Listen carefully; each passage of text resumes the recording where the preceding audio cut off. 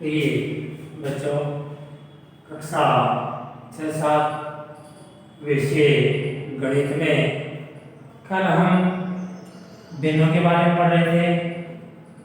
आज भी उन भिन्नों के बारे में और विस्तार से पढ़ेंगे।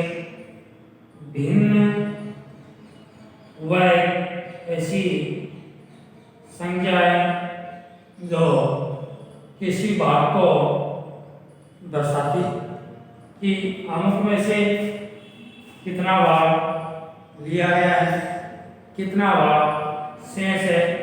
तो कल हमें उचित, अनुचित, मिश्र भिन्नों के बारे में पढ़ रहे थे। उसके साथ साथ भिन्नों का एक रूप और है तुल्य भिन्न। एक तुल्य भिन्न भी होती है जिसमें हमें ये पता चलता है कि ये दो जो भिन्न हैं ये उसकी तुलना में समान है या नहीं। वो तुल्य भिन्न होती है। जैसे 5/7 है, इसकी कोई भी तुल्य भिन्न बनाने के लिए जो भिन्न है उसके अंश व हर दोनों को ही प्रत्येक समान संख्या से शून्यतर संख्या से गुणा करने पर उसकी तुल्य ही भिन्न बनेगी। जैसे दोनों पक्षों को 2 से गुणा करने पर, फिर 3 से गुणा करने पर, फिर 4 से गुणा करने पर,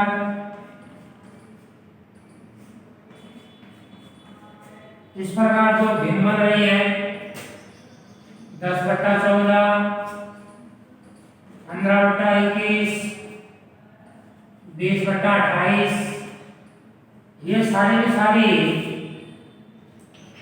5/7 की तुल्य भिन्न है।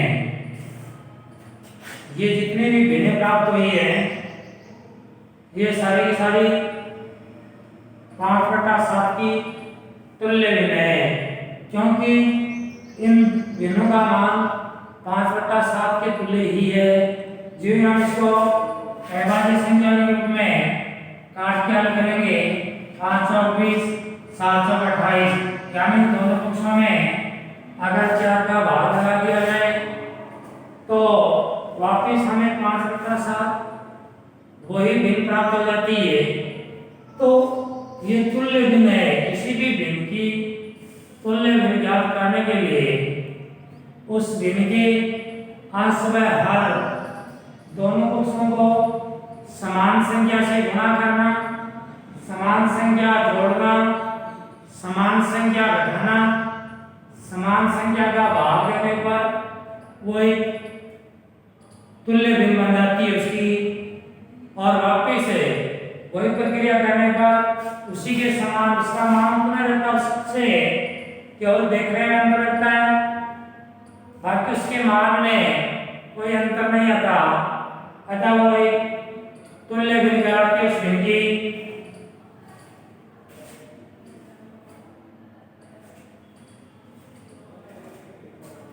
इस प्रकार ये तुल्य भिन्न हो गई। तुल्य भिन्न के बाद आपके पास आती है जो भिन्न संख्या है उसको शब्दों में लिखना। जैसे 5/7 है, 9/6 है, 3/4 है, 7/12 है। इस प्रकार ये जो भिन्न संख्या है इनको शब्दों में लिखना, क्योंकि ये सारी भिन्न अंकों में लिखी हुई है और इन अंकों में लिखी हुई भिन्नों को शब्दों में लिखना।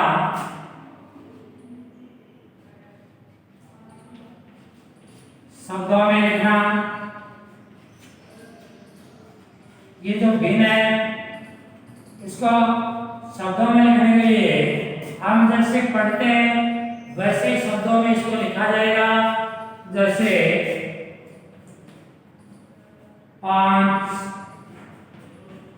बटे 7। पहले भिन्न शब्दों में लिखिए इसी प्रकार 9 बटे 6। दूसरी भिन्न शब्दों में लिखिए इसी क्रम में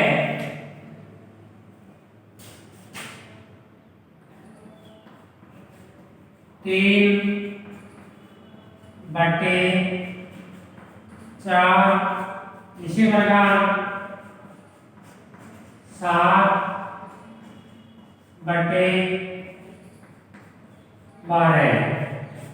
तो ये है जो भिन्न है वो भिन्नों को शब्दों में लिखने का तरीका। कोई भी भिन्न है उसको शब्दों में उसी प्रकार लिखा जाता है जैसे हम भिन्न को बोलते हैं। जो 5/7, 9/6, 3/4, 7/12, तो शब्दों में भिन्न उसी रूप में लिखी जाएगी जिस प्रकार हम भिन्न को बोलते हैं उसी प्रकार भिन्न शब्दों में लिखी जाती है। ये हो गया भिन्न का शब्दों में लिखने का रूप।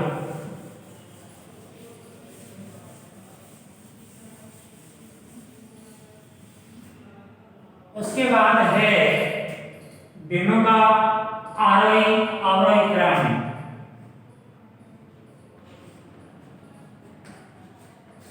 भिन्नों का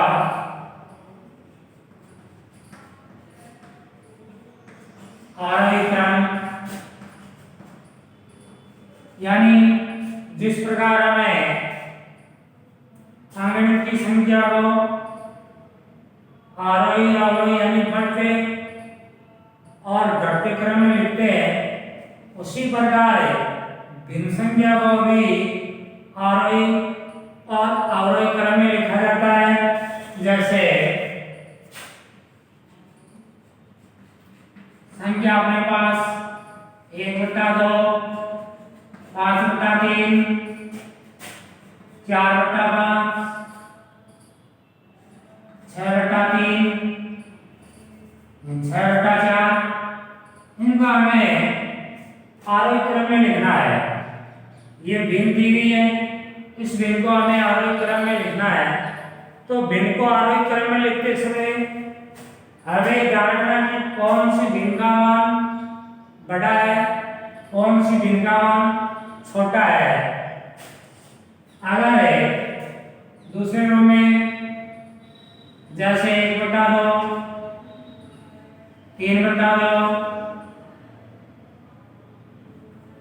5/4 या 5/2 या 6/2, इस प्रकार अगर इसमें और ऊपर वाली संख्या में अंतर है, ऊपर वाली संख्या का हर समान नहीं है जबकि नीचे वाली संख्या में सभी संख्याओं में हर समान है। तो इस प्रकार की संख्या को आरोही क्रम में लिखने में तो कोई समस्या नहीं होगी क्योंकि हम देखेंगे नीचे सभी में हर समान है तो जिस संख्या का अंश बड़ा है वो संख्या बड़ी होगी क्योंकि हरों में कोई अंतर नहीं आता है। लेकिन जब हर असमान होगा तब हमें उस संख्या का आरोही क्रम लिखते समय ध्यान रखना पड़ेगा कि कौन सी संख्या किसके रूप में है। तब हमें सभी संख्याओं के लघुत्तम लेकर के और इन संख्याओं को सभी संख्याओं का हर समान कर लेते हैं। जब हर समान हो जाता है तो अंश के आधार पर उस संख्या का पता लग जाता है कि कौन सी संख्या तो बड़ी है और कौन सी संख्या छोटी है, फिर उसको आरोही क्रम में रखा जा सकता है।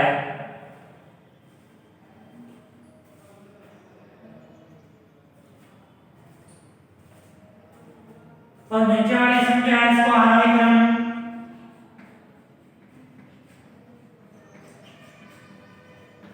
इसमें आरोही क्रम सभी में हर समान है। तो 1/2, 3/2, 5/2, 6/2, क्योंकि जिस संख्या का अंश बड़ा है उसी का भाग बड़ा होगा हल सभी में समान है। जब हल समान है तो अंश बड़ा है वो संख्या बड़ी होगी, जिसका अंश छोटा है वो संख्या छोटी होगी, और ये इसका आरोही क्रम हो जाएगा। लेकिन जब हरों की संख्या असमान हो तब संख्या को आरोही क्रम में लिखने के लिए अपने पास दो प्रकार के सूत्र समझते हैं। या तो हम इस पूरी की पूरी संख्या को प्रतिशत में बदल दें, यानी 100 का गुणन करके उसको प्रतिशत में बदल दें तो हमें पता लग जाएगा कि कौन सी संख्या बड़ी है और कौन सी संख्या छोटी है। या पूरी संख्या के जो हर हैं हरों को समान कर दें, या पूरी संख्या के जो अंश हैं उन अंशों को समान कर देंगे तो हरों से पता लग जाएगा। अगर हरों को समान कर देंगे तो अंश की भिन्नता के आधार पर है छोटी और बड़ी संख्या का पता लग जाएगा। इस सभी नीचे वाली संख्या के हर समान करने पर 2, 3, 5 और 4 के लब्धम निकाल लेते हैं। पहले 2 का भाग दिया 1, 3, 5, 2, फिर 2 का भाग दिया 1, 3, 5, 1, फिर 3 का दिया 1, 3, 1, 5, 1, फिर 5 का भाग दिया 1, 1, 1, 5 3 15, 15 दूनी 30 और 30 दूनी 60। इस संख्या के 60 लब्धम आ रहे हैं। अगर पूरी संख्या को 60 से इंटू कर देते हैं तो हमें इस संख्या की छोटी और बड़ी का पता लग जाएगा। 1/2 इंटू 60, 5/3 इंटू 60, 4/5 इंटू 60, 6/4 इंटू 60।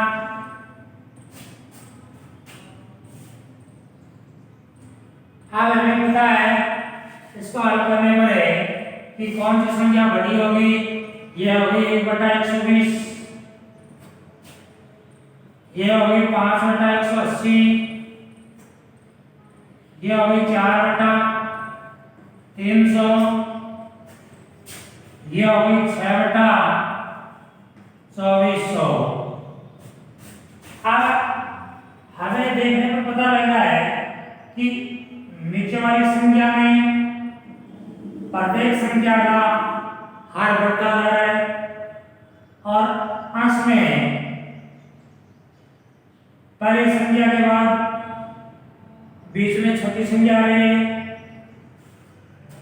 इससे हमें पता लग जाएगा कि कौन सी संख्या छोटी है कौन सी संख्या बड़ी है। इसका आरोही क्रम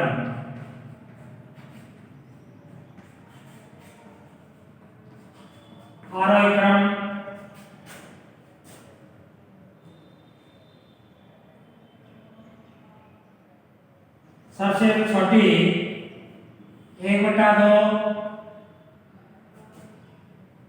उसके बाद दूसरी 4/5, उसके बाद तीसरी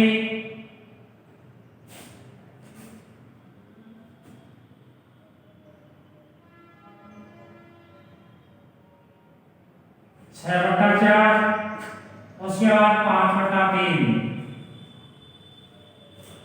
इस प्रकार संख्या का यह आरोही क्रम है, क्योंकि अंश में इस संख्या को अगर हम हल कर लेते हैं तो ये 3/2 प्राप्त हो जाती है। दोनों को काट के हल करें तो 3/2 प्राप्त होगी।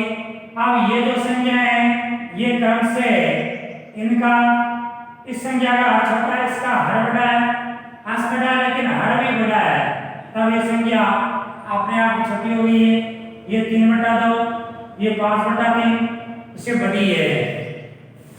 तो इस प्रकार ये भिन्नों का आरोही और अवरोही क्रम होगा।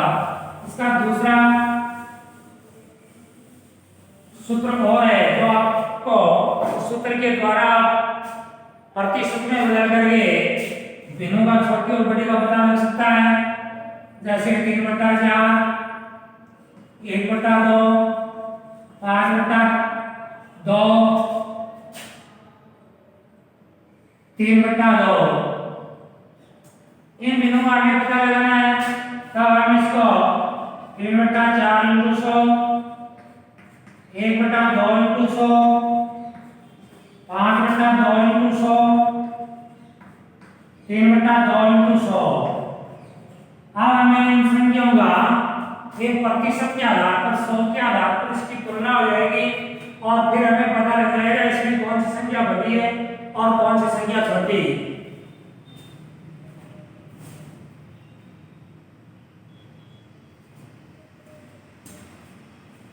जैसे 25 चौक 100, 25 3 75, 50, 125, 50, 150। अब 100 के आधार पर इसको संख्या को प्रतिशत में बदलने पर हमें पता लगेगा कि इसमें कौन सी संख्या ये संख्यात्मक अतरपदों में हो गई।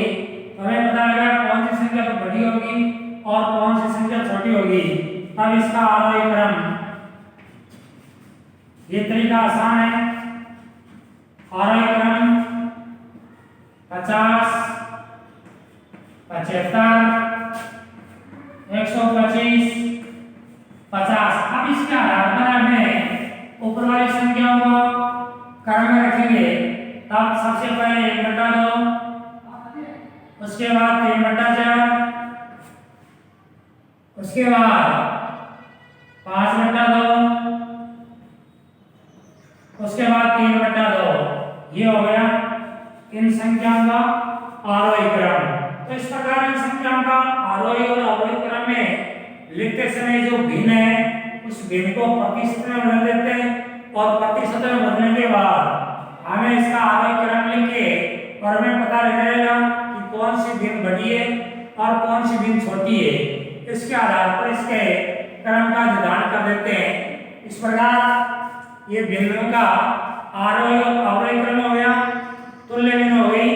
उसके बाद आगे भिन्नों की जोड़ और बाकी जो कल होगी।